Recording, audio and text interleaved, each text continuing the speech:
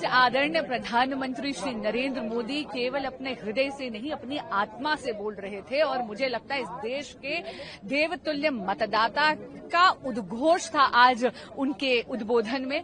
मैं इस देश के देवतुल्य मतदाता का कोटि कोटि धन्यवाद करती हूं, चाहे वो असम में हैट्रिक हो, चाहे वो डबल सेंचुरी जो हमने अचीव करी है वेस्ट बंगाल में, चाहे वो पुदुचेरी में दूसरी बार सरकार आई है।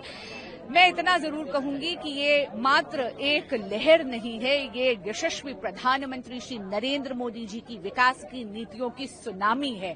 और बंगाल तो उठी लहर, हुण पंजाब दी है बारी। अभी भी आरोप लगा रही है, चाहे ईसी को लेकर, चाहे कह रही है कि वोट लूट लिए गए, ये 100 सीटें लूट। देखिए, बहुत विनम्रता से कहूंगी कि अपनी हार के लिए विपक्ष अलग अलग बहाने ढूंढ रहा है, पर बहुत विनम्रता से कहूंगी ममता दीदी राज शेष, नरेंद्र मोदी विकासे, पश्चिम बंगाले नूतन प्रदेश।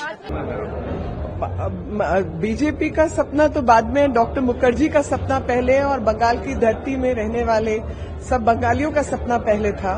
और देश की आजादी में जो उनका इतना भयंकर भारी कंट्रीब्यूशन रहा, उसके बराबर का जो उनका अधिकार था वो उनको प्राप्त नहीं हुआ। तो आज पहली बार वो आजादी की सही मायने में धरातल पर एक भावना जो है वो महसूस हो रही है कि जिस प्रकार की बैड गवर्नेंस वहां रही और जो बंगाल को मिलना चाहिए था वो बंगाल को नहीं प्राप्त हुआ, और अब उसकी शुरुआत होगी कि उनकी विरासत को भी बचाया जा सके और विकास भी साथ में हो। तो विकास भी और विरासत भी सही मायने में बंगाल के माध्यम से पूरा होगा। लेकिन ममता बनर्जी कह रही है कि कम से कम 100 सीटों को बीजेपी ने लूटा है यहाँ पर। भाई, हम तो 200 लेके आए हैं, 200 के ऊपर लेके आए हैं।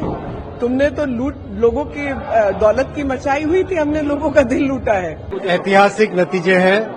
बंगाल में भय की हार हुई है, भरोसे की जीत हुई है, प्रधानमंत्री श्री नरेंद्र मोदी जी के नेतृत्व की जीत है, और जनता जनार्दन ने जिस तरह का एक अटूट विश्वास दिलाया उसकी जीत है।